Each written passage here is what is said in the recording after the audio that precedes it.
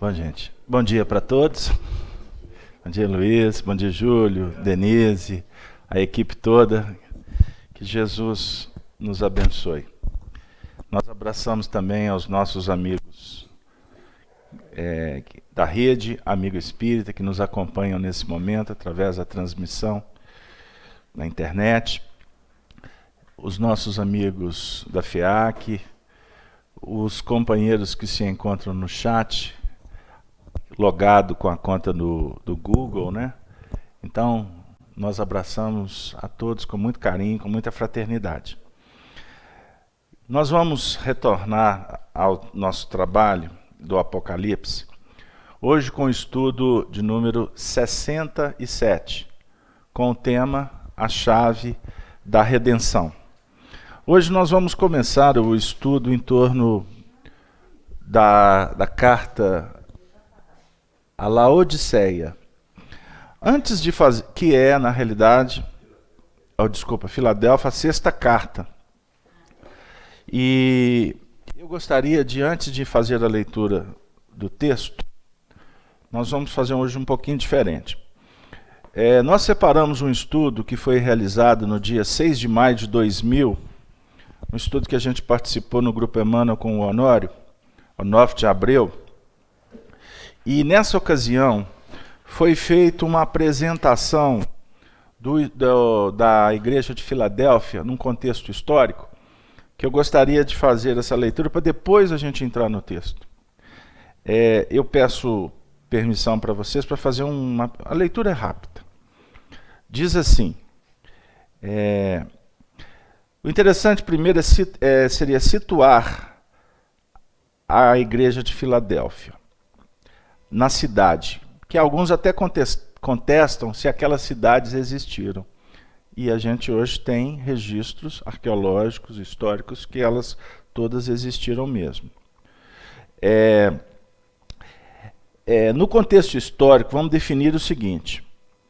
No caso de Filadélfia, ela foi fundada mais ou menos 150 anos antes de Cristo, por Átila II. E ele deu o nome de Filadélfia, que significa amor fraterno, para homenagear seu irmão, garantindo assim uma expressão clara da amizade que eles possuíam. Esta cidade ficava em um ponto estratégico muito interessante, porque era como se fosse uma porta para a intimidade do Oriente. É como se ela ficasse no limiar entre o Oriente e o Ocidente.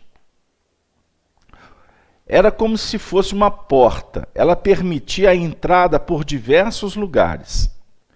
Do ponto de vista da civilização grega, é interessantíssimo notar que através de Filadélfia poderia ser feita uma divulgação da língua do grego, como também dos costumes da civilização. Era uma porta de entrada para a divulgação de costumes e domínio natural da região. O que nós encontramos também a respeito de Filadélfia é que ela também, por estar naquela região vulcânica, sofreu alguns terremotos. E como Sardes também foi destruída por terremoto em 17 depois do Cristo. Foi na mesma época.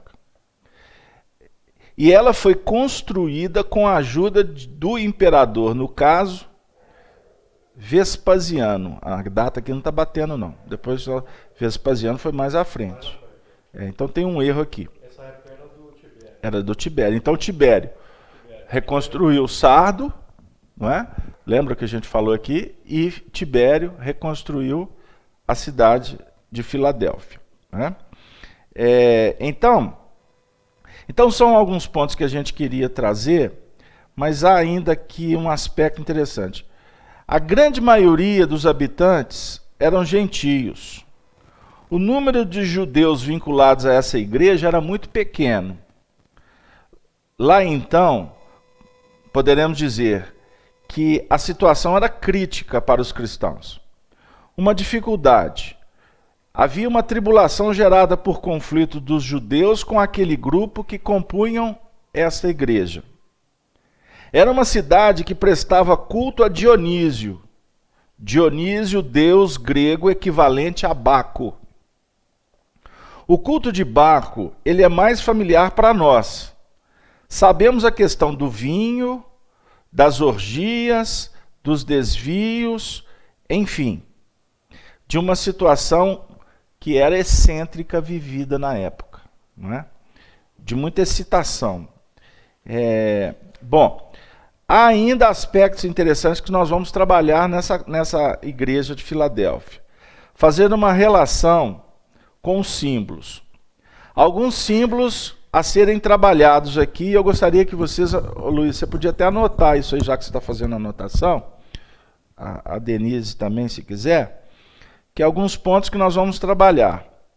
Porta, chave, fraternidade, não é isso? E tem uma coisa interessante, que a chave aqui é a chave de Davi. E a gente vai falar sobre ela. Sinagoga, nós vamos trabalhar.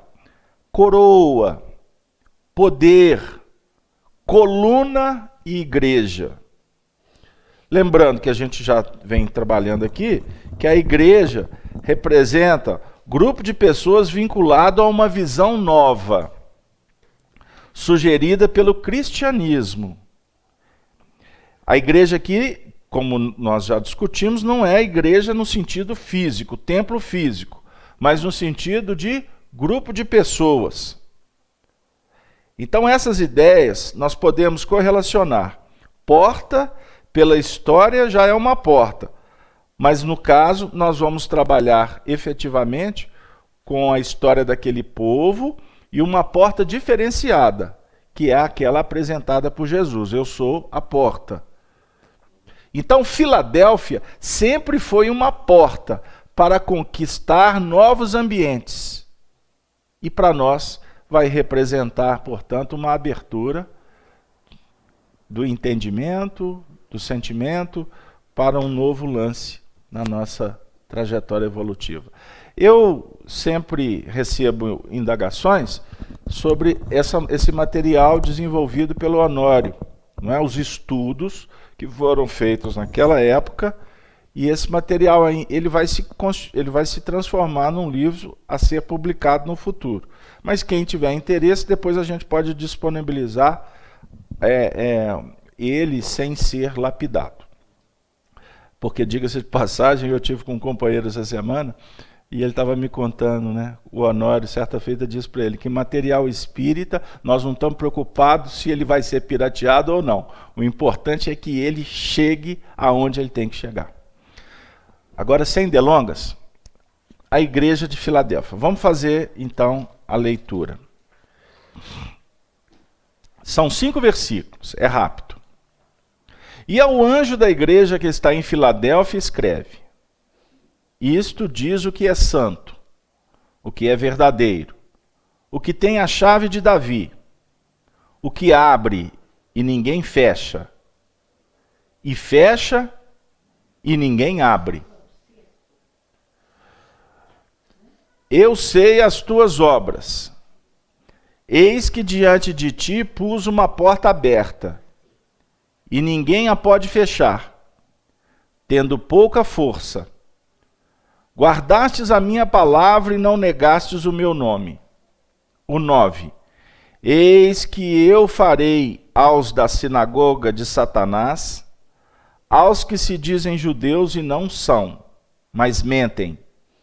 Eis que eu farei que venham e adorem prostrados aos teus pés e saibam que eu te amo.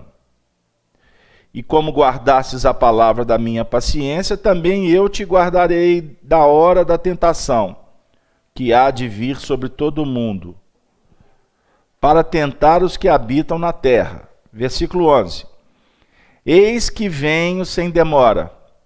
Guarda o que tens, para que ninguém tome a tua coroa. A quem vencer, eu o farei coluna no templo do meu Deus, e dele nunca sairá.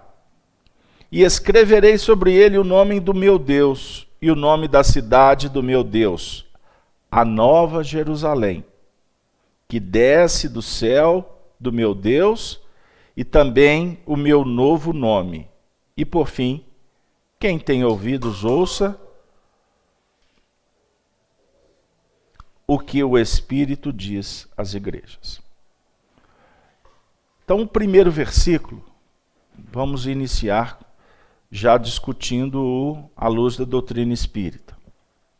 E ao anjo da igreja que está em Filadélfia, escreve: isto diz o que é santo, o que é verdadeiro, o que tem a chave. Por que nós fizemos a leitura inicial introduzindo um pouco da história da igreja? Porque ela representa então uma porta. A porta para nós aqui agora, ela vai ter a significação da abertura de novas possibilidades, de um novo tempo. Ela é a sexta igreja. Se nós podemos aqui ajustar um contexto histórico à luz da revelação espírita, nós vamos encontrar na doutrina espírita a espiritualidade apresentando para nós que antes de Jesus, Adão viveu 4.000 anos antes. Então, de Adão a Jesus, nós temos o número 4, ou 4 milênios, que tem um símbolo importante no que remonta à abertura de um projeto que foi revelado. E a revelação do alto trouxe para nós a lei de justiça, com Moisés. Então foram 4.000 anos experienciando essa indicativa, essa lei, esse encaminhamento nos planos do aprendizado. Chega Jesus. Jesus traz a lei do amor para nós. E é o interessante que nesse levantamento histórico, a igreja de Filadélfia representa o amor fraternal. Olha que interessante. Então, como que o Antigo e o Novo Testamento se conjugam de uma forma perfeita. Então, a igreja de Filadélfia representa no número 6, porque ela é a sexta igreja, o número 6 aqui está representando para nós um final de um ciclo e o início de um outro ciclo. O número 6, ele se caracteriza por numa linha de evolução setenária, do 1 até o 7, o sexto movimento, o sexto dia da semana, é aquele movimento que está concluindo um processo. Porque no sétimo dia o Senhor descansa. Não é o que está escrito no Antigo Testamento? O sétimo dia, na realidade, descansa no sentido de que o descanso aqui ele tem uma representação da chegada do amor que consola, que orienta, que diz assim para nós: calma, porque está chegando ao fim. Isso para aqueles que estão conectados, preocupados, atentos, preocupados não, atentos com o que o Senhor está trazendo. Porque para quem não está, ser número 1, 2, 10 não faz diferença nenhuma. Nós estamos falando aqui de um plano estratégico, certo? Não foi Jesus quem disse: vinde a mim todos que estáis cansados e sobrecarregados, que eu vos aliviarei? Então a chegada de Jesus nesse número 6, a chegada da fraternidade, abrindo porta para que a filosofia grega pudesse ser espalhada pelo mundo, a cultura grega aqui representa o esclarecimento dos povos, certo? Um diferencial de vida. Então, esse momento que nós vivemos agora, porque nós temos que somar 4.000 anos de Adão a Jesus, e nós estamos vivendo em que ano? Em qual tempo? Nós estamos nesse outro milênio depois do sexto. Porque não foi 4.000. Jesus chegou, zerou. A partir de Jesus nós já passou 2.000 anos. Olha que extraordinário. Então nós estamos vivendo agora a época da igreja de Filadélfia. São 6.000 anos. E é óbvio que isso é simbólico, tá bom, gente? Isso é dentro de um plano de revelação. Porque a humanidade tem muito mais tempo de história. Mas isso é num plano de revelação. Então, esse milênio que nós entramos nele agora, passou 2.000 anos de Jesus, nós estamos entrando, portanto, no milênio final. É o 7º milênio. Não foi 2 mais 4? 6. Então agora nós estamos no século 21. O século 21 é o primeiro século de 10 séculos que vão completar um estágio de um milênio importantíssimo. O milênio do ajuste final. Isso é simbólico, tá bom? Não estou dizendo que daqui a 1.000 anos o mundo vai acabar. Porque o povo, quando fala em Apocalipse, já leva logo para as questões finalísticas. Está coerente até agora? Com essa linha de raciocínio? Então nós estamos vivendo num instante extraordinário que essa igreja de Filadélfia representa para a gente. Então o primeiro versículo dela vem dizer que o anjo, aí ao anjo da igreja de Filadélfia escreve: isto diz o que é santo.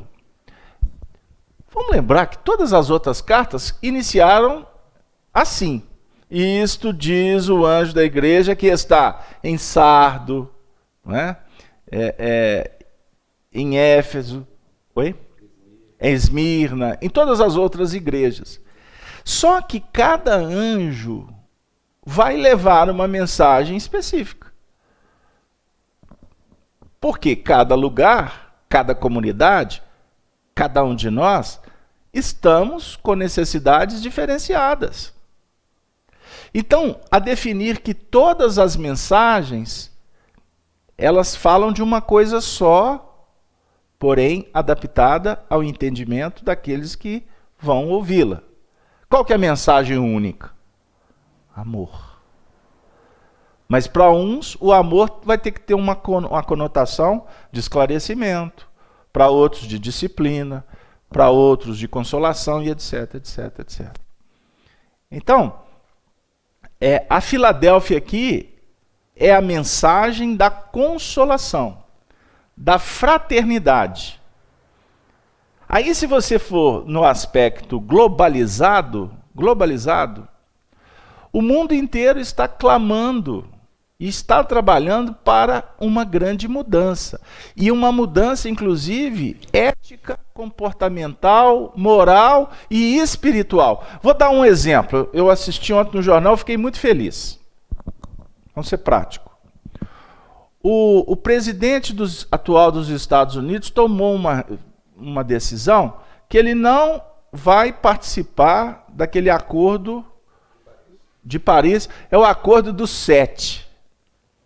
Olha, o grupo dos 7, ele não quer entrar no 7º, no próximo milênio da definição. Aí vários políticos, filósofos, artistas nos Estados Unidos, na grande maioria, estão indo contra ele. Até teve uma fala do Schwarzenegger, que foi governador na Califórnia, que é o lugar, o estado de maior produção americana, né, de consumo, etc, etc. Ele disse assim: esse senhor está querendo ser um presidente do passado, em detrimento ao futuro. Então, a decisão dele criou um movimento positivo por parte do mundo inteiro, da China e etc, etc, Mas tipo assim, ele não quer, então nós vamos nos unir porque isso aqui já é fato. Isso é indiscutível. O planeta precisa de ser preservado. Então a voz de um, por mais que seja a voz do país cérebro do mundo em tese, daquele país que tem uma missão de auxiliar no encaminhamento da evolução planetária sob a ótica, sobre a égide de Jesus, conforme Emmanuel nos afirma no livro O Caminho da Luz, um homem, ele não tem capacidade, ele não tem autoridade para mudar um contexto evolutivo. Então, dentro do próprio país, os nossos irmãos americanos levantaram o dedo e falaram assim, olha, nós não concordamos com você. Então, independente se o governo vai apoiar ou não, nós vamos fazer um movimento, porque nós queremos entender o plano que Filadélfia representa para nós. E Filadélfia tem tudo a ver com os Estados Unidos, né? Olha que interessante. Então, não adianta a gente querer tripudiar para não entrar nessa porta, porque a vida vai nos exigir que entremos. Não tenha dúvida. Com você. Essas questões são muito interessantes, de porta, de chave. Nesse versículo 7, que dentro dessa simbologia que o Beto abordou e discorreu, simbologia que nós não podemos fazer abstração dela no estudo bíblico, porque ela permeia toda... Pode falar um pouquinho mais longe. Ela permeia toda a narrativa bíblica de Moisés e seus iniciados, dos profetas hebreus que eram iniciados.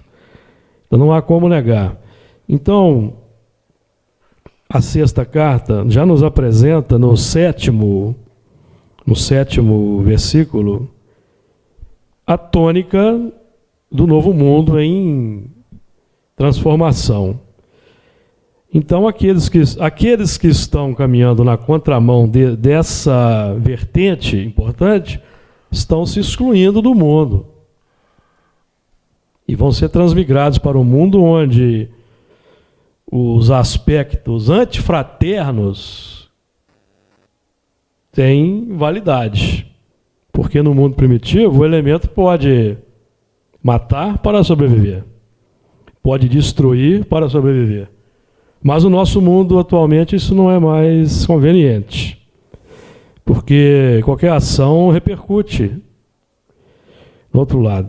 Então, o anjo da igreja que está em Filadélfia, que já é o nosso padrão novo em formação, o novo homem, ele precisa agora captar o que chega de mais alto por Jesus, porque se nós temos um paradigma supremo de fraternidade no mundo, inigualável, esse é Jesus Cristo, que é o padrão. Não é à toa que Kardec obteve dos Espíritos a resposta indicando que Jesus é o modelo e guia.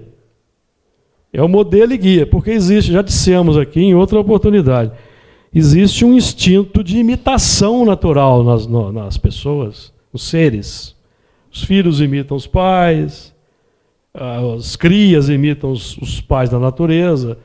Então, essa é uma lei, essa lei de imitação, esse instinto de imitação, é como se fosse uma linha, digamos assim, da lei de conservação, cuja lei de conservação, quando é abusiva, resulta no egoísmo, por exemplo. Então, o que é o egoísmo? Abuso do instinto de conservação. Isso está lá no Livro dos Espíritos. Então, o modelo e guia para que seja imitado. Porque se nós não definirmos um modelo autêntico, nós temos a tendência de imitar qualquer coisa. Então, qualquer um. Muitos têm como seus ídolos cantores, jogadores de futebol, atores, atrizes. Porque é um movimento natural. É um movimento natural. Transferência, né? Exatamente. E quando também mal é desenvolvido e mal observado, recai na idolatria, que já é um abuso. Então são dois movimentos que precisamos evitar. Então isso diz o que é santo. Então a santificação nossa, a santificação é a meta, a purificação do templo, a purificação. Nós estamos falando de igreja, estamos falando de templo, então é necessário que haja a santificação. E nessa santificação a chave, qual que é a chave? A chave aí como um símbolo. A chave de Davi era a chave do tesouro real, está lá em Isaías, capítulo 22, versículo 22. E porei a chave da casa de Davi sobre o seu ombro, e abrirá e ninguém fechará, e fechará e ninguém abrirá. Então nós podemos aí entender, por exemplo, que a chave está posta sobre o ombro. Quando nós analisamos anatomicamente a posição do ombro, ele está entre a cabeça e o coração, não está? Então, a chave é o quê? O discernimento. Vontade. Quando os espíritos definiram, na primeira questão do livro dos Espíritos, a questão número 1, que é Deus, eles registram lá, Deus é a inteligência suprema, que é um aspecto importante para nós. Eles não disseram, Deus é o intelecto supremo. Deus é o sentimentalismo supremo. Não, disseram inteligência. Então a inteligência faz a intermediação. O discernimento faz a intermediação. A vontade, como impacto determinante, faz é a chave que vai ligar ou vai desligar. Então nós precisamos desligar um aspecto, ligar outro aspecto. Existe até aquela passagem, Jesus fala para Pedro, né? Tudo que ligares, Mateus no capítulo 16, no versículo 19. Pedro, tu és pedra, sobre esta pedra edificarei a minha igreja, tudo que ligares no céu será ligado na terra, tudo que desligares na terra será desligado nos céus. Então, nós vamos ligar e desligar, ligar o sentimento nobre, transformando os instintos em sentimento nobre.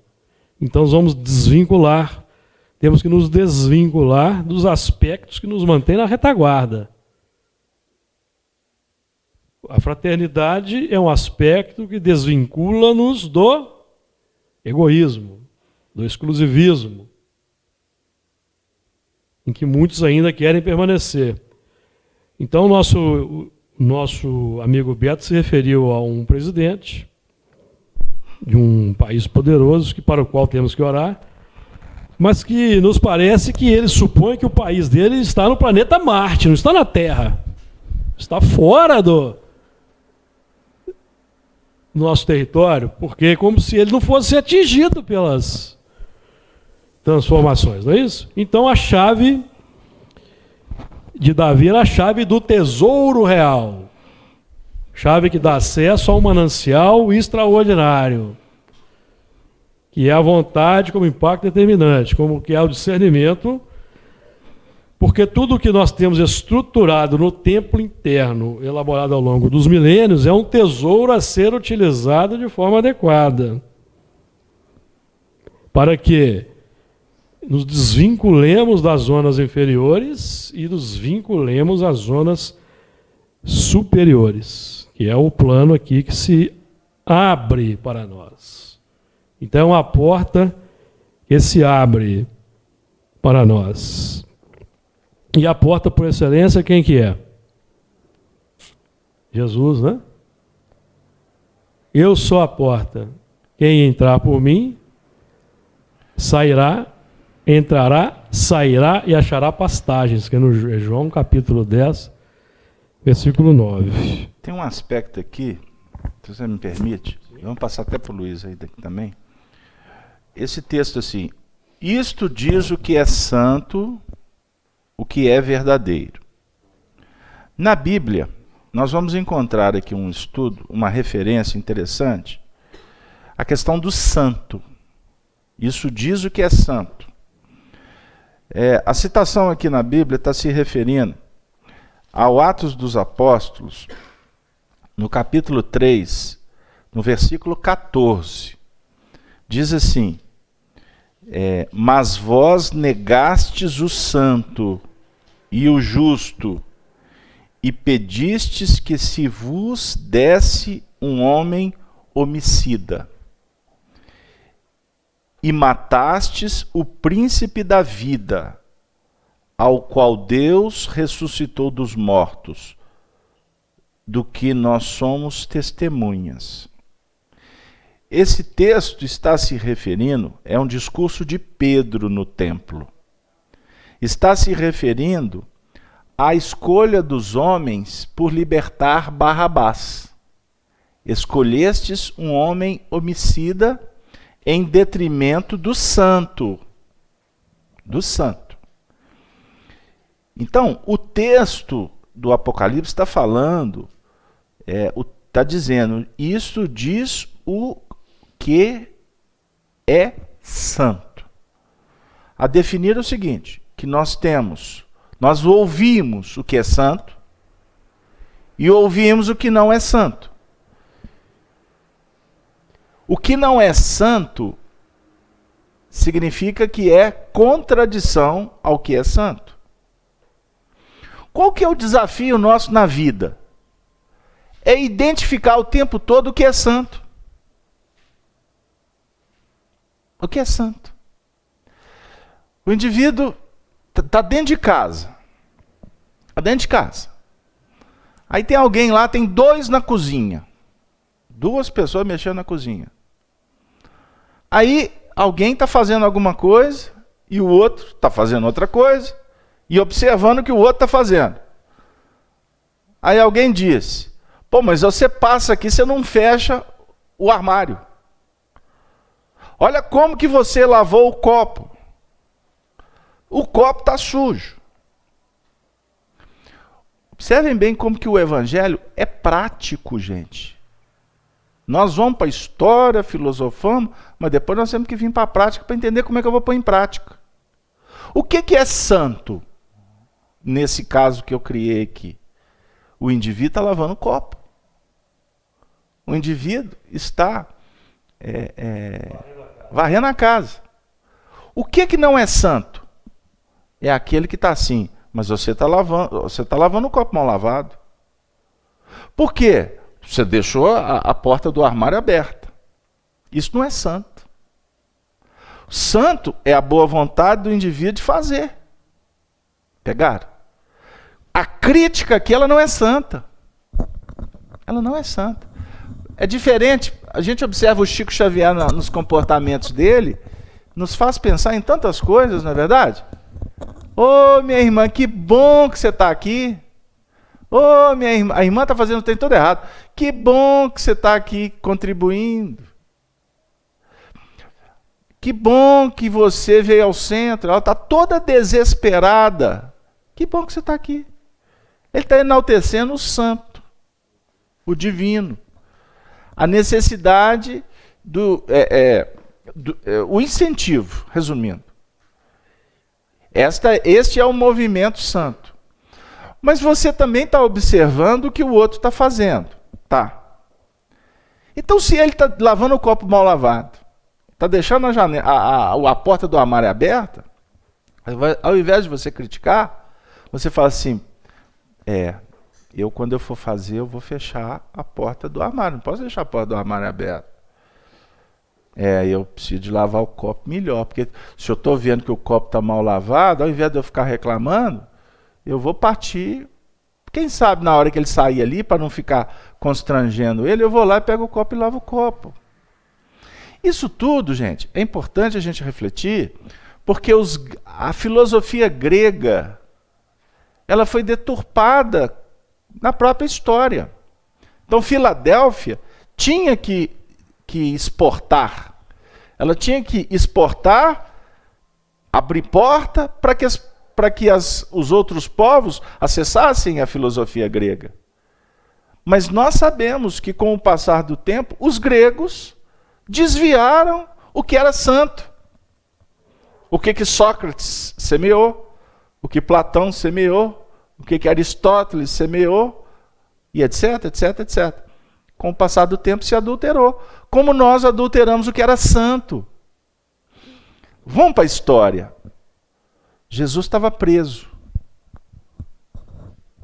Aquele homem foi um homem que só fez o bem. Que só fez o bem. Quantos que fizeram parte do cortejo ou da recepção da chegada dele em Jerusalém na Semana Santa? Quantos colocaram ramos, né, folhas de palmeira para ele entrar na cidade? Quantos? Quantos destes levantaram a mão, não é? Acenaram, aplaudiram e depois, na hora da decisão, entre soltar ele e soltar Barrabás, quantos que também esqueceram que aplaudiram ele e clamaram por Barrabás? Isso é importante a gente verificar. Porque nós vamos estar trabalhando um pouco mais o templo, a igreja, as igrejas gregas, os cenáculos que foram construídos na Grécia. Vocês já observaram o porquê que aquelas colunas daqueles palácios eram tão grandes, tão largas, tão imponentes? Porque eles eram artistas. O estilo de construção arquitetônico da época. Por que era o estilo arquitetônico da época? Porque aquela região era uma região que tinha muitos vulcões. Região vulcânica. Uma região dessa, para você construir, você precisa de colunas fortes. Aí a gente começa a entender. Colunas fortes. A definir o seguinte: o que acontece quando vem um terremoto? Joga tudo no chão, não joga? A coluna tinha que ser construída para não ir para o chão. Porque a parede podia até cair. Mas depois é muito mais fácil você reconstruir a parede com as colunas que estão edificadas. Você vai aproveitar todo o conjunto, né? Tanto que a gente vê as ruínas hoje, a gente fica impressionado como que elas resistiram ao tempo. Então uma igreja, uma comunidade, a nossa individualidade, o templo íntimo, ele precisa de ser construído com bases, com colunas, que as intempéries naturais do caminho não abalem as estruturas. Você construindo a casa sobre a rocha, que é a base doutrinária nossa, do evangelho, da doutrina espírita, nada abala, nada abala. Um companheiro me procurou para me narrar um problema que está acontecendo numa atividade espírita, em alguma casa espírita aqui da América do Sul. E ele me trouxe um problema complicado. Aí, por fim, ele disse assim, e é impressionante como que o ser humano se fragiliza por poucas coisas. Como que as colunas, né, se abalam com a simples ventania.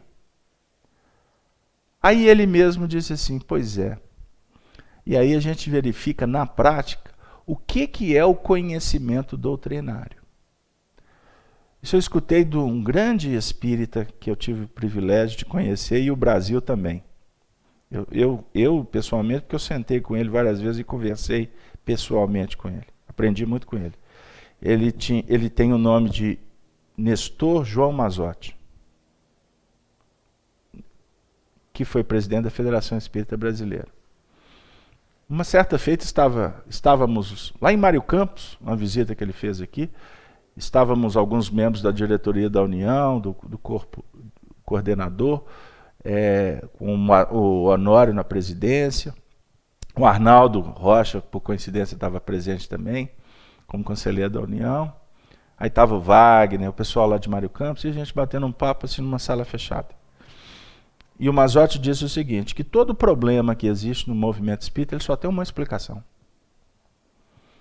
falta de conhecimento doutrinário. Se você tem um problema numa direção, um problema administrativo na casa espírita, seja ele qual for, ele só tem um motivo: falta de conhecimento doutrinário.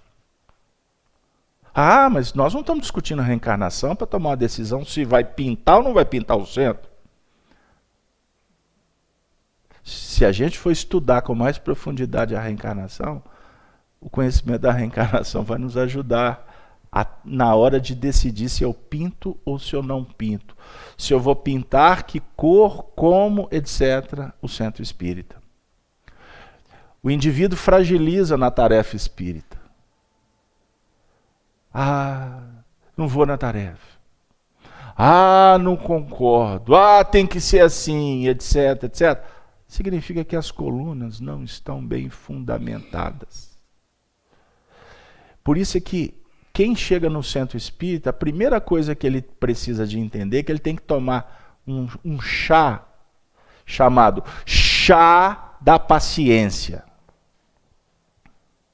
Espera as coisas acontecerem. O dirigente, chá da paciência, na hora de envolver o indivíduo na tarefa. Chegou o médium lá, a mediunidade explodindo. Primeira coisa que ele faz, pega o médium e leva para a reunião mediúnica. Daqui a pouco o médium vai dar problema. Daqui a pouco o médium vai ter problema. Porque ele não tem clareza, ele não tem experiência. Não é simplesmente vir aqui e começar a fazer.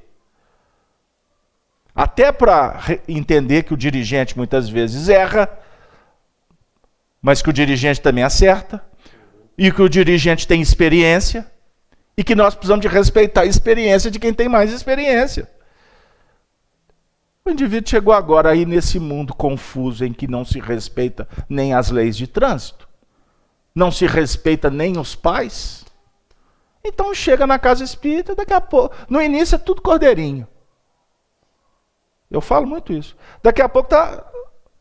Se não tem autoridade, se não tem coragem, se não tem bagagem para conversar, para dialogar olho no olho, começa a usar os tentáculos para criar conversas paralelas, para tentar minar a figura deste ou daquele, com aqueles que têm afinidade. E não percebem que estão contribuindo negativamente para um trabalho eficiente dentro de um templo no que remonta a uma comunidade. Ou seja, nós precisamos de entender a importância de construir a casa com calma. O templo Filadélfia aqui era um templo robusto do nosso entendimento. E parece que eu vou passar para você, Luísa, a Denise está querendo trazer aqui um pensamento de um querido irmão que participa do chat, Centelha. Ele afirma que as colunas fortes são e devem ser construídas sobre bases fortes, e bases fortes se constituem da verdade. Exatamente isso que você acabou de falar.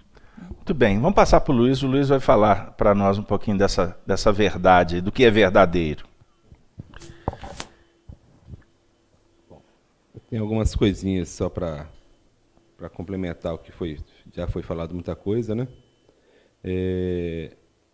Quando fala aqui no versículo, isto diz, né? A gente entende que quem está falando seria Jesus, né? Porque é o que é santo, é o que é verdadeiro, né? Porém, a gente, quando trazemos para nós também, a gente tem que lembrar que isto diz também pode representar o eu interior, né? Sendo esse eu interior representado pelas conquistas que eu trouxe até então, né? E que vão me dar base para alcançar esse 7, que é a minha meta, né? Então esse Cristo interior, ele representa, igual foi falado pelo Carlos Alberto, né, nessa escala setenária, todos esses 6 lances que vieram até aqui, né, que poderão ou não concretizar no 7º. Vai depender da minha atitude, né, se eu vou confirmar ou não o que eu trouxe até aqui agora. Falamos também em chave, né? A chave, ela é um instrumento que serve para resolver os nossos problemas, ela que vai abrir a porta, né? Foi falado que Jesus é a porta, a gente lembra que Emmanuel disse que Kardec seria a chave, né? De poder abrir, né? Seria o entendimento, né, dos ensinamentos de Jesus, né? Essa chave em questão, que nós temos que usá-la, é a chave de Davi, ou seja, é a chave verdadeira, é ela que vai nos abrir a porta verdadeira, porque nós trouxemos aqui uma passagem do Fonte Viva, na lição 142, chama Não Furtes. Nela, o Emmanuel vai nos chamar a atenção para o seguinte: com as chaves falsas da intriga e da calúnia, da crueldade e da má-fé, penetrando sutilmente nos corações desprevenidos, dilapidando-se em seus mais valiosos patrimônios espirituais. Então, a gente pode, em algumas situações, usar chaves inadequadas, né, para abrir portas que vão nos levar para endividamentos, né, e vamos ferir os irmãos, né? A gente lembra também, através dos estudos do seu Honório, que a porta aberta, né, que fala porta aberta, que a porta aberta ela pode representar a mediunidade, né, as oportunidades que nos são dadas, a reencarnação, né, oportunidade de trabalhos aqui na Casa Espírita, né? Então, quando eu recebo um trabalho, é uma porta que está se abrindo, né?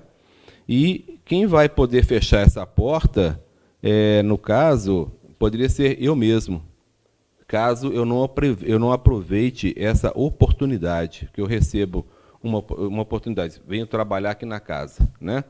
Mas não dou atenção devida a essa oportunidade, essa porta poderá ser fechada através de uma retirada. Aí eu lembrei dos talentos, né? Quando aquele que recebeu um talento e enterrou na terra, ou seja, ele perdeu uma oportunidade. O que foi feito, né? Esse talento que lhe foi dado foi retirado. Aí a porta se fechou para ele. É interessante, né? De comentar, tem a Kátia, né? A Kátia está dizendo assim: como é simples na teoria, decorar é fácil. Será que é assim na prática? Obrigado, viu, Kátia? A sua colocação é extraordinária. É óbvio que é complexo. E nós estamos aqui, Kátia, com todo penhor, né? Com toda dedicação, para entender como que funciona. Só lembrar para a irmã que falou essa observação, realmente parece ser simples, né? Mas quando falamos, primeiro que não atestamos que fazemos, né? Trazemos esclarecimentos, não só, porque quando trazemos esclarecimento, primeiro trouxemos para nós, né? Como diz quando acende um fósforo, o primeiro que se ilumina é aquele que acendeu o fósforo, né? Se ele não tomar cuidado, ele vai queimar com o próprio fósforo. Então, assim, na prática, realmente ela é complexa e muito mais complexa à medida que vamos avançando nos estudos, no conhecimento, né?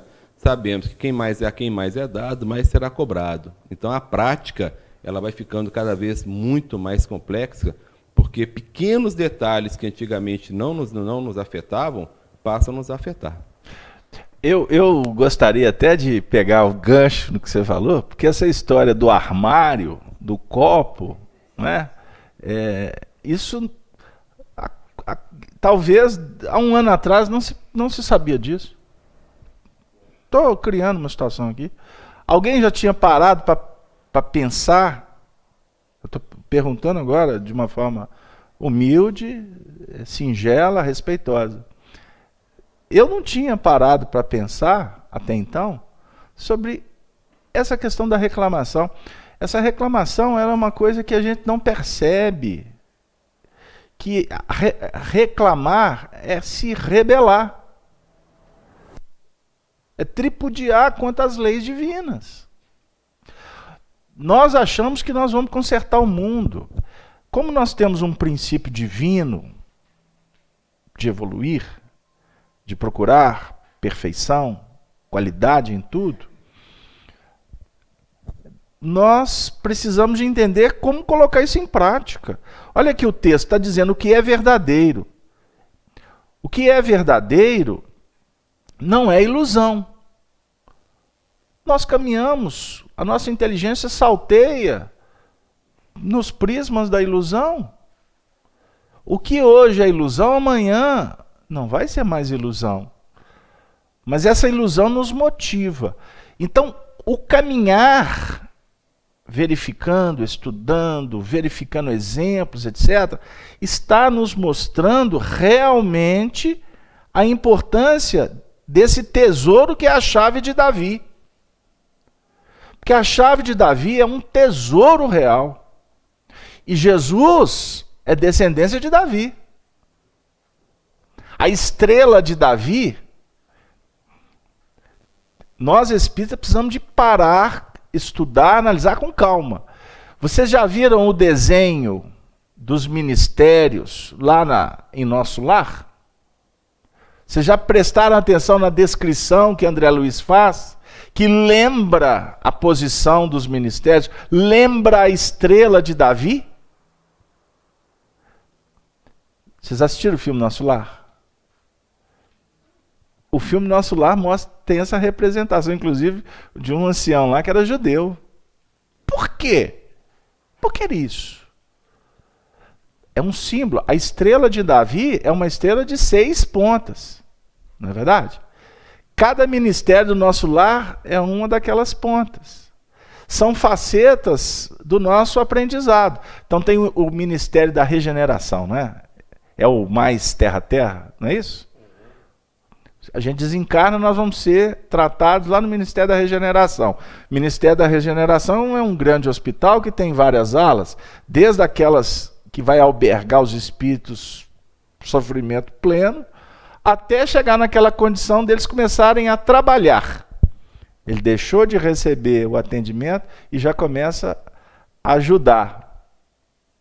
Vocês já ficaram internados numa enfermaria de um hospital? Vocês já viram, já visitaram alguém na enfermaria no hospital? Como tem aquela...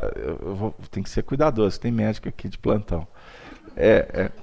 Vocês já observaram como que nesses ambientes brota a solidariedade entre os pacientes? Porque muitas vezes falta funcionário. Ou alguém tem que dar ao marreco, né, a comadre. Alguém tem que ajudar o outro a levantar. Isso acontece. Então, quando o indivíduo está lá naquela situação que ele começa a ajudar o outro a levantar, ele está lá no Ministério da Regeneração já começando a dizer assim: arruma um serviço para mim, porque é o serviço que vai me tirar dessa cama.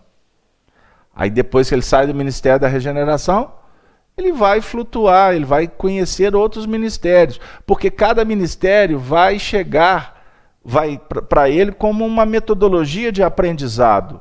Então nós estamos aqui porque nós queremos não mais escolher o homicida, Barrabás. Para não dizer, porque o homicida Barrabás é essa faceta aqui dentro. Nós estamos querendo escolher uma outra, nós queremos escolher o santo, o justo.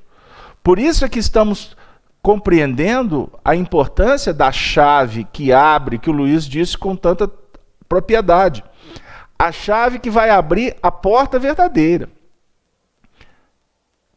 Jesus disse: porfiai por entrar pela porta estreita.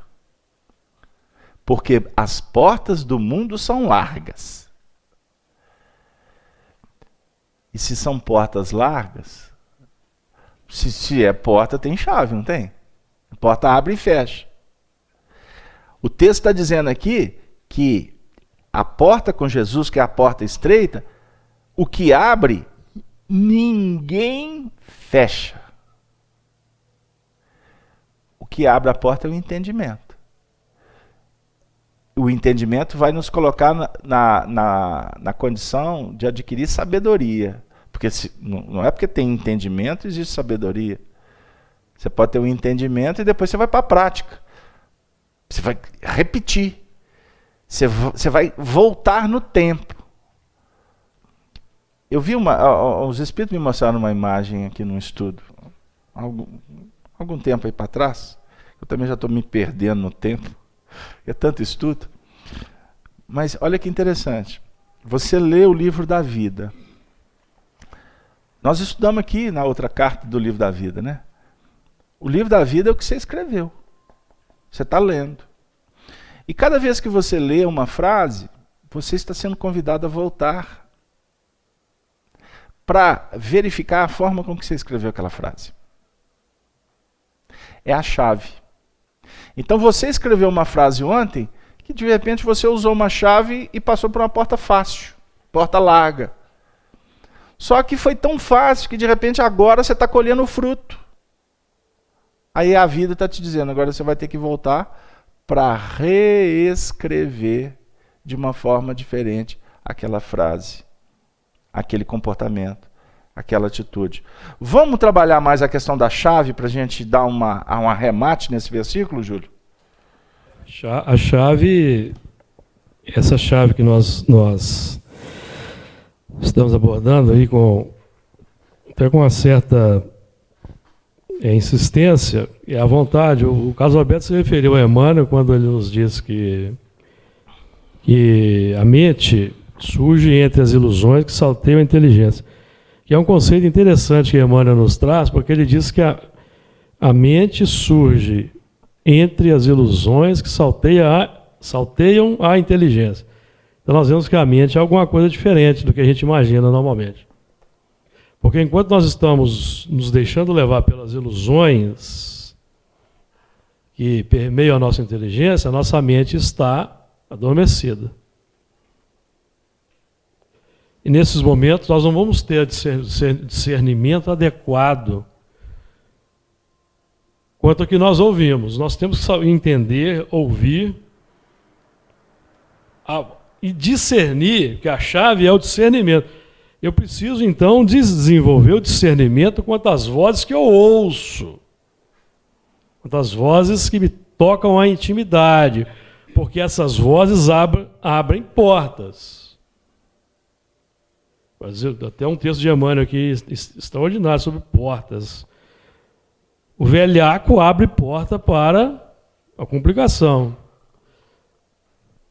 Os escritores de ilusão, segundo Emmanuel, abrem portas à província do tempo perdido. Então nós vamos nos perdendo nessas ilusões. E o que abre ninguém fecha, fecha ninguém abre, é o eu interno. É o eu interno. Não é Jesus externo, não é o Cristo externo que abre a porta do coração. Jesus, no plano externo, como governador da terra, nos abre as portas da reencarnação neste mundo. E também pode fechar as portas da reencarnação neste mundo para nós, abrindo portas em outro mundo. Então o eu interno é que vai abrir a porta para aquela voz que me convida para uma determinada atitude. Lembrando que a voz, nem sempre a voz ela é articulada. A voz que me aborda nem sempre ela é articulada.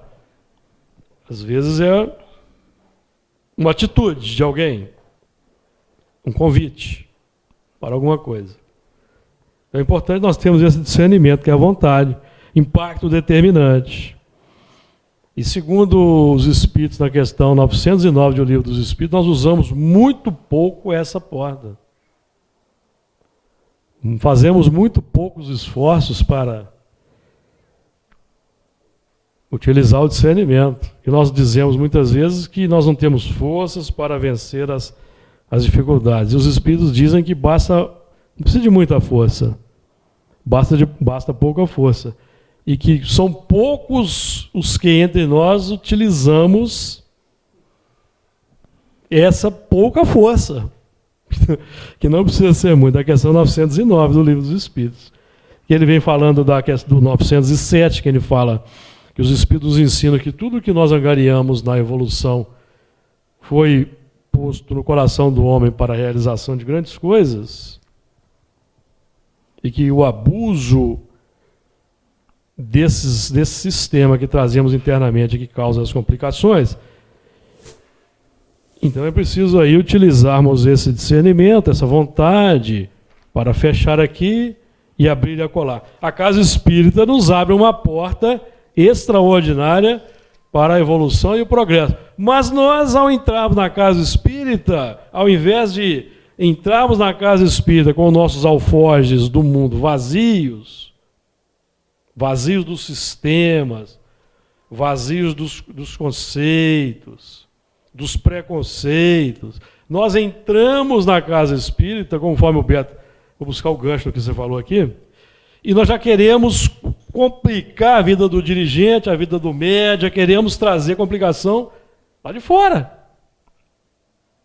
São os adversários A nossa gratuitos. incapacidade de obediência, a nossa incapacidade de sermos humildes. Porque Emmanuel define no Pensamento de Vida que a humildade é atributo de Deus no reino do eu. Atributo De Deus no reino do eu. E que na carência... Olha o que Emmanuel diz no Pensamento de Vida, falando. A humildade é atributo de Deus no reino do eu. E que na carência da humildade, que é atributo de Deus no reino do eu, surge na alma humana doentios enquistamentos do sentimento. Você está inspirado. Que hoje. são orgulho, egoísmo, doentios enquistamentos do sentimento. São orgulho, egoísmo, vaidade e cobiça. Cobiça. Que são atributos do eu no reino divino. Fazendo um trocadilho com o Emmanuel, se o Emmanuel permite, né? Fazer um trocadilho. Permite. Ele é professor de Então trocadilho. nós trazemos tudo isso para dentro da casa espírita É. e aqui instalamos a cisânia. Começamos a querer minar o dirigente pelas bases, abrindo portas pela maledicência e pela intriga aos invigilantes de plantão. E isso é fomentado no ambiente espírita. É importante nós temos que toda hora elencar, trazer para a gente os princípios básicos da doutrina espírita. Por isso é que o entendimento ele tem que ter, ele só se agiganta com base, com coluna forte. Na tarefa espírita, jamais eu posso abrir mão de um assunto chamado influência dos espíritos em nossas vidas. Não posso. Então, quando eu me matriculo nessa porta aí, né, que eu vou passar, da intriga, da maledicência, da cobiça, eu abro sintonia com aqueles que estão dentro desse portal. Nesse território. Que são os fomentadores, são os arquitetos, os contraditores, os opositores da mensagem do Evangelho. Então, nós estamos aqui reunidos. Nós estamos fazendo uma reunião, estamos estudando. Só que isso aqui é um trabalho que se agiganta se a gente abrisse a cortina para olhar o que acontece do lado de lá. Os espíritos nos trouxeram, cada um aqui. Hoje, a Denise contou aqui, eu vou te entregar. Denise falou assim que ela teve um problema semana passada, que ela chegou. Ela não conseguiu chegar no horário. E hoje, ela foi a primeira a chegar aqui.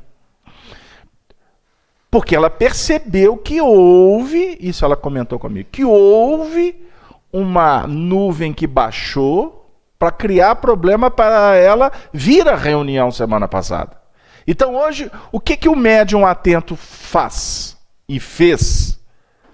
Levantou mais cedo. Levantou mais cedo. Se preparou. Hoje, Senhor Jesus, me protege porque eu vou chegar a tempo, à reunião. Certo? Ela, vigilante, atenta, abriu uma chave, abriu uma porta com a chave da disciplina, da preparação, e conseguiu chegar. Ela venceu aquelas forças contrárias do ontem. Estas forças podem chegar na seguinte conclusão: eu não consigo tirar o indivíduo mais da tarefa. Porque tentou uma vez, tentou duas, tentou três, tentou 10. Chega no ponto que eu falo assim, não tem jeito. Mas aí como é que eles começam a fazer? Eles vão na esposa. Ai, coitadas. Vão nos maridos. Vão nos filhos.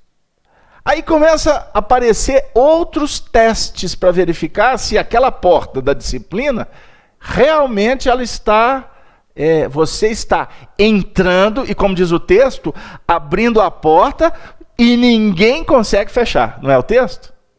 Ninguém fecha quando você abre. Porque aqui nós podemos trazer Emmanuel falando sobre autoridade. Autoridade. Eu cito isso praticamente em todo o estudo que eu faço. É uma mensagem, Luiz, você que gosta de anotar, do livro Harmonização. Vou repetir. Harmonização. A lição é intitulada Autoridade. O Emmanuel explica que existe uma diferença entre poder e autoridade. O poder é transitório. Você tem o poder hoje de poder passar, mas não significa que você tem autoridade para passar. O que significa? O poder, alguém fala assim, vai ali e faz para mim. Você passou a ter o poder, que alguém te delegou. Mas se você não tiver autoridade, que é preparo, que é bagagem, que é habilidade, que é respaldo espiritual, não adianta você ter poder, porque você não passa daquela porta. Isso para nós é essencial, porque você fez no seu resumo aí do Honório, você tocou num assunto muito interessante. Você foi inspirado nesse resumo, porque todo movimento nosso, ele cria vínculo que desvincula e vínculos que serão desvinculados. Nós estamos falando de entendimento. Quando você está vendo alguém que deixou a porta do armário aberta, e você está lá, deixou a porta do armário aberta, você está tripudiando diante de uma lei. A lei natural da evolução do indivíduo. Certo? É diferente você observar que o indivíduo ainda está no aprendizado, porque ele deixou a porta aberta. Esse movimento, porque está sendo questionado bastante ali no chat a questão da prática. Então nós temos que simplificar para todo mundo entender. Esse movimento funciona assim, você está vendo que o indivíduo deixou o negócio aberto. Você percebe que aquilo não é bom, mas você também está vendo que ele está aprendendo. E que você pode ou não pode, ou melhor, você deve ou não deve falar. Se você sente que pode falar, porque ele é seu filho, porque ele é uma pessoa querida, porque ele é a sua esposa, o seu marido, você sonda se o indivíduo está disposto a ouvir. Porque a partir do momento que você solta a palavra, você é responsável por ela. Soltou, virou escravo, como lembrou o Júlio. Aí você vai ser servo do pecado. Pecado porque você foi precipitado. Do lado de lá respondeu mal. Então, é muito complexo você se relacionar. Eu costumo dizer que tem hora que a melhor tática de um relacionamento é o silêncio. Que o diálogo, para ser estabelecido, ele deve partir do lado de lá. Porque quando nós apertamos o botão do play para o diálogo, a gente corre o risco do lado de lá não estar pronto ou querendo, disposto a dialogar. E aí a gente verifica que os espíritos, quanto mais lúcidos, quanto mais evoluídos, menos falam e agem. Proage. Deixou a porta aberta. Discretamente vai lá e fecha. Não é, pá, você deixou aberta. Não. Discretamente vai lá e fecha. E se do lado de lá o indivíduo vai ficar se sentindo, antigamente a gente falava, né, humilhado, constrangido. Se vai ficar, não fecha. Deixa aberto. Na hora que ele sair da cozinha, vai lá e fecha. Pegaram lá? Então, é interessante essa questão da vinculação e desvinculação. Fala. Nosso irmão Anuar, nos estudos dele, ele falava muito disso. De fazer essa vinculação, nós estamos falando de vinculação e desvinculação, essa vinculação com o dia a dia, porque senão o nosso estudo espírita fica muito abstrato, fica no plano muito filosófico e nós não conseguimos dinamizar. Então essa é a questão de como eu atendo o telefone, como eu fecho a porta, como eu varro a casa, como eu cozinho, lavo a vasilha, porque o servicinho, que a Emmanuel fala muito disso também, o servicinho diário, né? Porque é no servicinho diário, é nessas pequenas coisas que eu desenvolvo um tesouro extraordinário, que são as virtudes. As virtudes são desenvolvidas no como eu faço. Porque se eu estou fazendo com raiva, com nervosismo, com irritação, já não tem virtude. Está na lei, né? Está na primeira lei. milha. Está no escândalo, né? É o justiceiro. É o justiceiro. Enquanto nós estamos agindo dessa forma, como o Carlos Alberto ressaltou, do crítico, do apontador do defeito, nós somos instrumento da justiça divina. Da ira de Deus, né? Instrumento da ira. Eu devia estar, mas de novo, vai lá, não para de falar. É instrumento da justiça. Então nós deixamos de ser instrumento da misericórdia e continuamos sendo instrumento do escândalo, da justiça. Até quando isso vai acontecer conosco? Então é a questão muito interessante do aspecto de nós buscarmos nas pequenas coisas do dia a dia qual a virtude que possa ser desenvolvida, qual a virtude que pode ser alimentada. Eu posso estar assistindo futebol e desenvolvendo virtude, gente. Sem dúvida. Tendo paciência com o árbitro. Tendo compaixão do goleiro que deixou o frango passar assim, tomando com as penas. Perdoando o adversário. Perdoando o adversário. Você está entendendo? Todas as oportunidades eu posso desenvolver uma virtude. Sem dúvida. Não é? Que é o aspecto que nós temos que buscar, o pragmático. O aspecto pragmático do cristianismo. Porque Emmanuel ressalta também, de Fonte Viva, capítulo 187, se não me falha a memória, a Denise pode até procurar ali, se ela quiser, para nos ajudar, que Jesus veio à Terra desenvolver a bondade humana. Jesus não veio desenvolver raciocínio religioso sofisticado. Emmanuel, Fonte Viva, capítulo 187. Jesus veio à Terra desenvolver a bondade humana. Bondade humana. Só isso. Luiz, você querendo falar, Luiz? Está falando em prática, né? Aí eu lembrei de Jesus, quando Pedro falou perguntando para Jesus quantas vezes ele teria que perdoar o irmão, eram 7 vezes, né?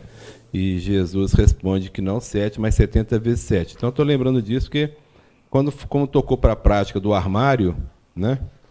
Então, ou seja, o filho pode deixar constantemente aquele armário aberto. Quantas vezes eu fecharei aquele armário? 70 vezes 7. Porque o 70 vezes 7 ele representa o tempo que o outro precisa para não fechar mais o armário, né? Aí, certa feita, a senhora virou para o Chico e falou assim: Chico, eu gostaria de te dizer se eu realmente agora estou livre daquele meu marido. Aí o Chico assustou. Por quê? Porque eu já perdoei ele 70 vezes 7. Agora eu estou livre, não estou, Chico? Aí o Chico olhou, aí Emmanuel prestando atenção para ver o que ele ia dizer, né? Aí ele falou assim: pois é, minha irmã, mas Emmanuel está me sugerindo te dizer que é 70 vezes 7 a cada ofensa.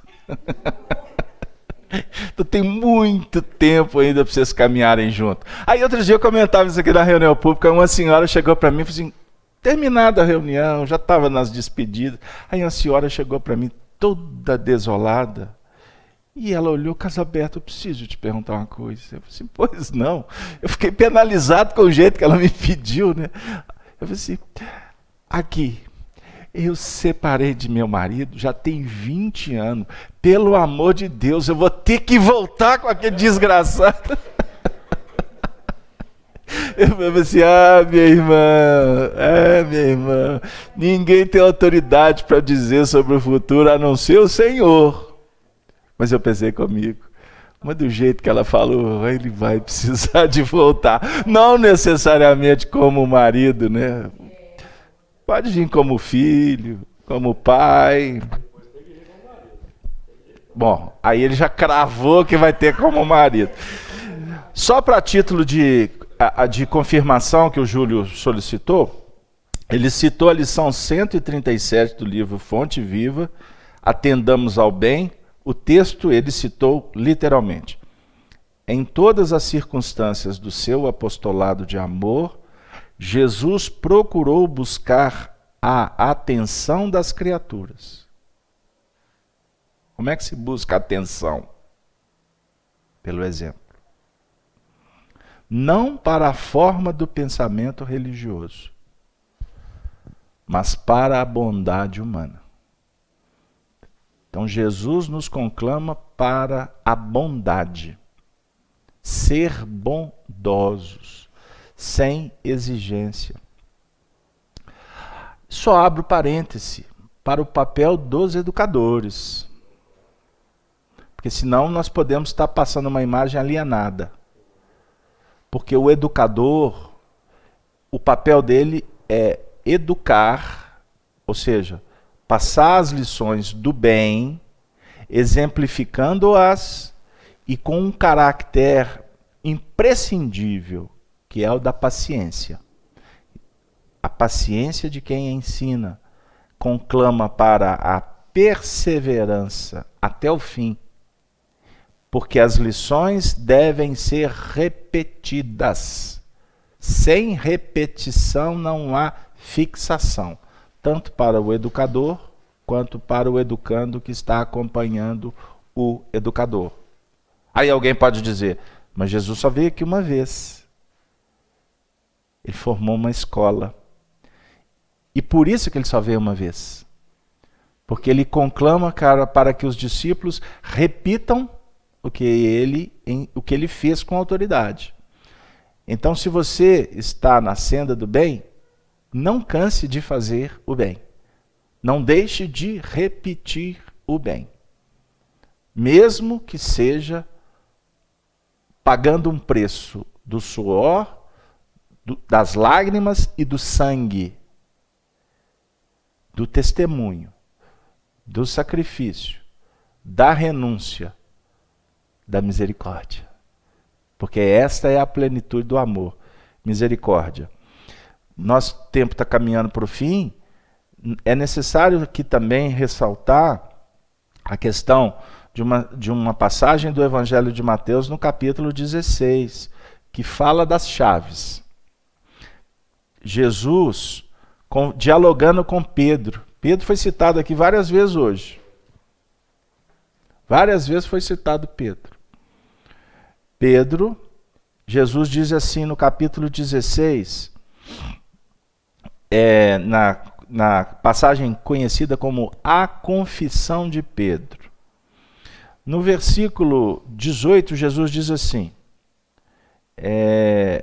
no 17, eu vou citar o trecho, porque ele é bonito e importante. E Jesus respondendo, disse-lhe, bem-aventurado és tu, Simão Bar-Jonas. Simão Bar, filho de Jonas. Simão, que era filho de Jonas, por isso que é Bar-Jonas. Filho do pai dele. Ele tem que reverenciar o pai, mas o contexto aqui é filho, resultado, fruto dele mesmo. Dele mesmo. Nós somos frutos de nós mesmos. Bem-aventurado és tu, Simão Bar-Jonas, porque tu não revelou a carne e o sangue, mas meu Pai que está nos céus. A intuição, a revelação vinda pela intuição. Pois também eu te digo que tu és Pedro, Petros, pedra. E sobre esta pedra, sobre ti, edificarei a minha comunidade. A palavra igreja aqui foi adequada, foi inserida, mas é comunidade. E as portas do inferno não prevalecerão contra ela. Eu te darei as chaves do reino dos céus. Então a chave é específica. E a porta é bem definida. É a porta do reino dos céus. É a porta estreita citada aqui anteriormente. E tudo que ligares na terra será ligado nos céus. Com essa porta, você vai lá lavar o copo. Porque o copo está sujo. Você não vai estar lavando o copo, condenando porque alguém sujou o copo ou lavou mal lavado. Nos dois lances, né? Mas você vai ligar com amor. Tem que lavar aqui, já sujar de novo. É. Nossa Senhora, mas o dia inteiro lavando copo. Mas com amor, gente. Porque com amor é que se liga nos céus.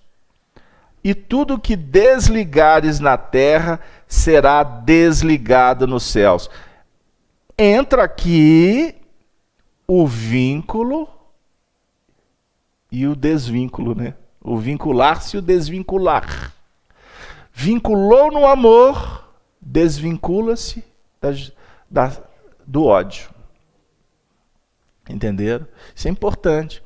Então a gente muitas vezes quer resolver alguns problemas cortando o que está na terra. Isso é um dos assuntos mais delicados. É um dos assuntos que a gente precisa ter muito cuidado, porque as interpretações são devidas. Tomam rumos nem sempre vinculados ao que está sendo passado. Então, quando se desvincula na terra, essa desvinculação na terra, ela precisa de um princípio chamado vinculação no céu. Porque se desvincula na terra sem um vínculo no céu, o que você está desvinculando na terra, na realidade, se chama adiamento. Como que se vincula no céu? Você realizando com majestade, com magnitude, a tarefa que te compete aqui na terra. Beto, me veio a imagem aqui de um fio. Desencapa um fio. Uma imagem de um fio. Você corta o fio ali, fica saindo faísca ali, não fica no desencapado? Você cortou, você tem que vincular, senão fica ali uma tomada mental aberta para alguma coisa. Uma porta fica aberta para alguma coisa. Por isso que tem que vincular. Quer ver um exemplo? Existe a tônica, mereça ser feliz. Eu já escutei isso no movimento espírita, de todo jeito.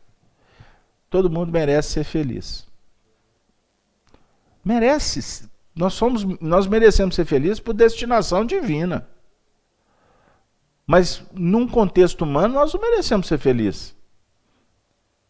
Porque nós precisamos de fazer por merecer. Concorda? Concordam, gente? Carlos, eu trabalhei demais.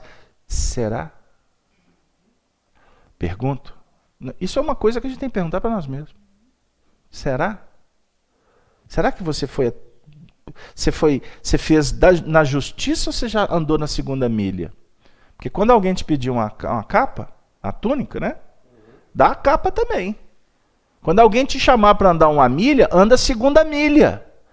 Porque a primeira milha é com Moisés. São 4.000 anos. A segunda milha é com Jesus, 2.000 anos. E a gente está achando que 20, 30 anos de relacionamento é suficiente. Carlos Alberto, muda de assunto. Porque eu mereço ser feliz.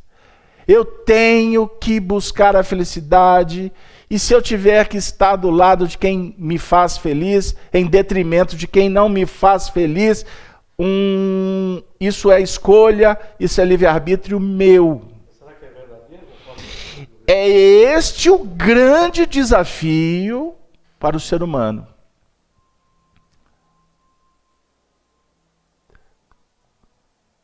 Porque nós queremos colocar os prazos de validade.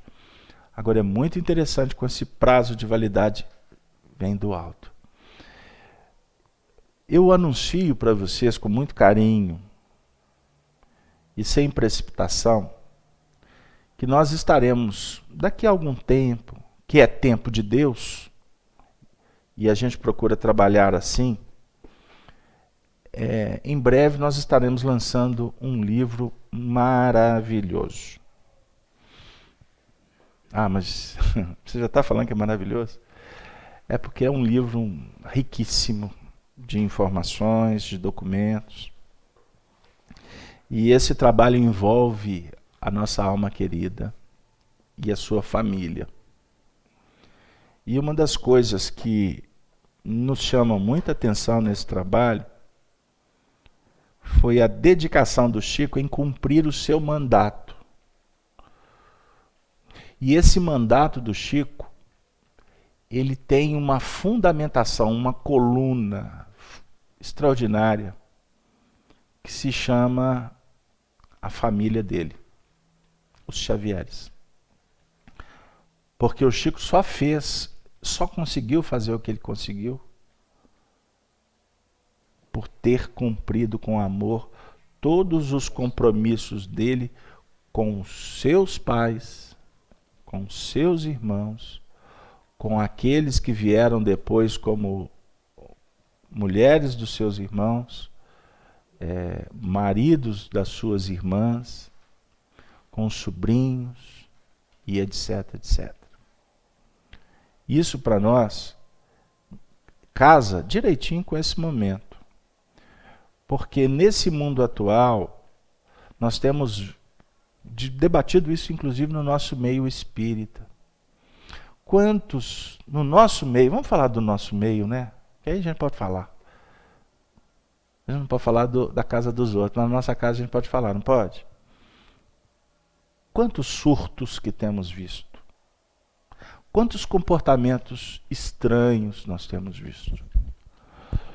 Quantas desvinculações nós temos encontrado no nosso meio, seja da tarefa, seja entre pessoas, entre tarefeiros, sejam dentro dos próprios lares, aonde se opta pelo menor esforço, por caminhar pelas sendas que a gente percebe que atendem muito mais as questões transitórias do que as eternas.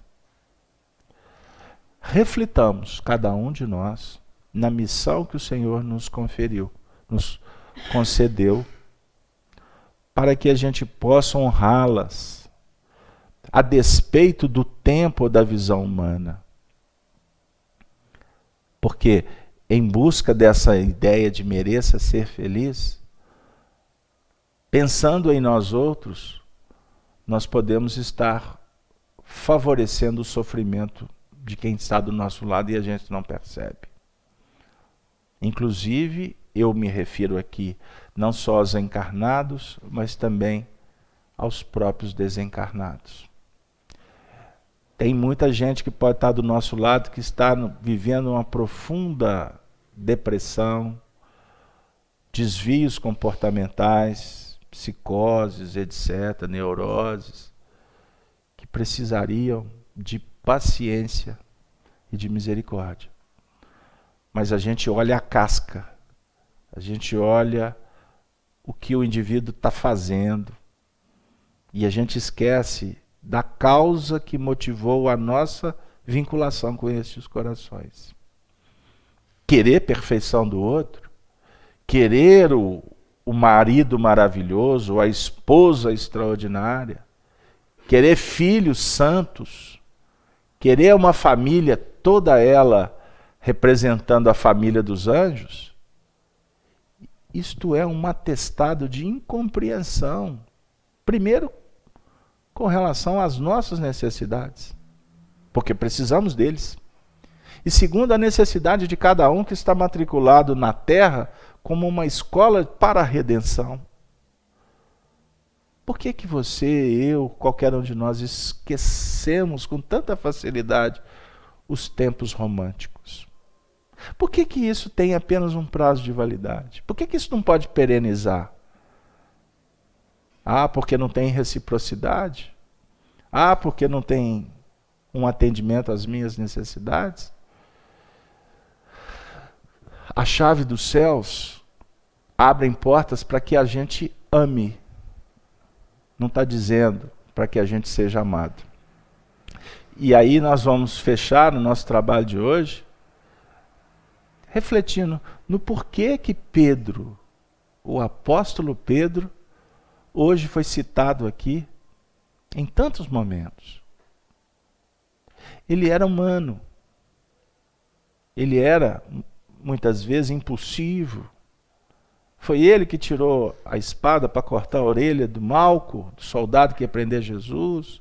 Foi ele que falou que não ia negar Jesus e negou para o galo cantar 3 vezes. Qual que é o símbolo disso na madrugada de um dia que está iniciando? Nós estamos entrando numa madrugada de um novo milênio. É o que vai concluir essa etapa. Que a gente possa procurar a sintonia com Pedro, como aquele que Jesus depositou confiança. Sobre ti edificarei a minha comunidade. Jesus está dizendo para nós, sobre vós, porque agora todo mundo aqui é Pedro, sobre vós edificarei um novo momento, uma nova história e, portanto, uma nova vida. E Pedro foi a base. Não foi Paulo, não. Não foi João, não. A base do cristianismo, ela tem uma fundamentação em torno da figura extraordinária de Pedro. Que possamos nos inspirar nos apóstolos, em Pedro, Tiago, João, Lucas, Marcos, Paulo, estes que representam um colégio apostolar. E que a igreja de Filadélfia nos inspire. Isso aí, você foi certeiro como sempre. Sem fraternidade, nada disso é possível. Nós vamos agradecer a presença de todos. Me perdoe, hoje eu estava mais falante. Gostaria de dizer que na próxima semana haverá um feriado prolongado e não... Semana que vem ou na outra feriado? Semana que vem, dia 10, o feriado é dia 14. Ah, então na outra, daqui a 2 semanas não teremos reunião. Então nós vamos agradecer a Deus, agradecer a todos os amigos que nos acompanham no chat, que vibraram. Nós pedimos perdão por não estar conseguindo atender a tantas questões, mas a gente também sabe que as questões, mesmo que a gente não consiga sintonizar, elas acabam sendo respondidas, porque existe uma coordenação espiritual que está focada naquele trabalho do chat, com as indagações que surgem, e outras, porque a gente ouve os testemunhos de pessoas que acompanham em casa e que lá tem vontade de fazer uma pergunta e do nada essa pergunta é respondida, a definir os laços espirituais que se estabelecem num projeto tão especial, coordenado por Jesus, na casa esta que nos abriga, que é a casa de Allan Kardec. Que Deus nos abençoe e nós vamos pedir que o Luiz faça a prece final por nós, endereçando a todos os nossos amigos, a todos os familiares, inclusive os enfermos, como uma tarefeira da casa, a nossa amiga Vani, que está hospitalizada, que nos pediu que colocasse o nome dela. Ela teve um problema cardíaco e do hospital mandou a filha falar. Peça ao pessoal da FIAC para falar em meu nome e endereçar uma prece por mim. E eu publicamente registro aqui essa súplica, porque é uma súplica que simboliza muitas outras súplicas de corações que nós amamos ou que ainda não conhecemos ou nos vinculamos, mas como o fulcro de irradiação é do Cristo, que todos possam se sentir envolvidos por esta oração que Luiz fará por nós. Por favor, Luiz.